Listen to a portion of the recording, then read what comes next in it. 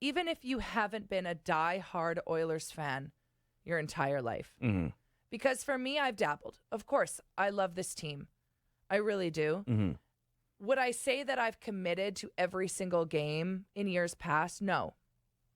This year in particular, a bigger fan than I've ever been in my life. I'm so excited for the team. It was an interesting year because, Pete, that we drug ourselves back into even playoff contention. Right. So, like, it's been interesting since.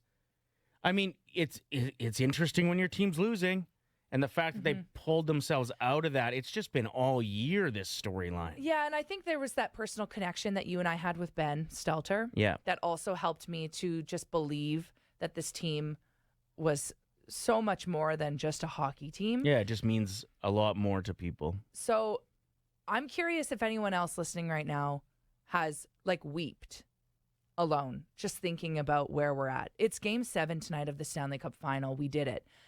I was driving to work this morning, Ryder. I'm wearing an Oilers jersey on June 24th. Mm-hmm. It's summer. And I was at a red light and I just started crying because I just think it's so beautiful how our city has come together, and people who usually don't care about sports are invested. People who are actually fans of other teams are now rooting for our team. Mm-hmm. They're behind us.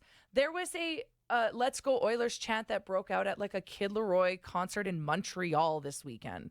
Awesome. It is incredible to see, and it feels so good. And regardless of the outcome tonight, it's been such a wonderful ride. Mm-hmm. So I'm wondering if anyone else listening, quick poll on the text line, has anyone else just found yourself crying in moments, whether it's a montage you watched online or pictures of loved ones that you see rooting for the team, or the vibe of downtown, or even just simply a picture of McDavid yesterday with his Starbucks in his hand, smiling ear to ear like an unbothered king. Yeah, there's something in the air. It feels like the team has, the fan base can take the anxiety and the nervousness because the team doesn't seem to have it. I'm sure they're waking up and realizing the moment that they have in front of them, but they seem a lot more calm. Maybe that's because we were down in the series 3-0. And they already accepted what it might feel like to lose. Mm-hmm. And so now all they know is what it's going to feel like to win. That's the only mystery. So I don't know. There's, like I said, there's something special in the air. Text line blowing up right now from people being like, I cry every day. This one, I just cried after Lisa's speech there. You're not a fan if you haven't cried. Yes, Lisa, my dad passed away last February. He was a huge fan.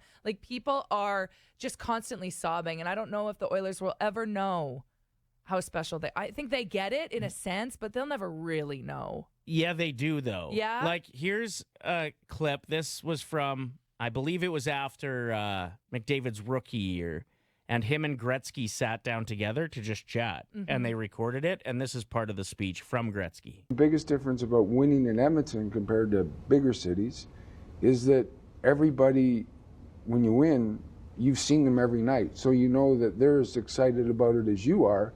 Yeah. And they feel that they've done as much to win that Stanley Cup as you did as a player. So when you guys do win, and you will win a Stanley Cup, the feeling is just over the top. And you work your whole life to do that, because even at a young age, you probably said, oh, Connor McDavid scored overtime, Game 7.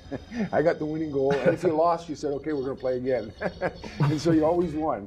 So, but when you actually lift the cup, it's pretty special, and you will lift it one day because you're too good.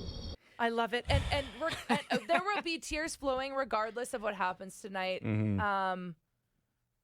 I'm just very all over the place with emotions, and it's nice to see some validation from our listeners that everyone seems to be in the same boat. So thank you for that. Yeah, and shout out to anybody who also didn't sleep last night. Like we're players. Ryder, I was making Facebook statuses on our radio station page at 4 a.m. like an unhinged person that just hasn't slept. Yeah.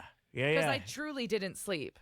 No. I think maybe a 20-minute stretch was the max I got, and then I'd wake up and start thinking about the game. I feel like all of us as a city are allowed to sleep for a week. After tonight, we deserve it. We are all exhausted.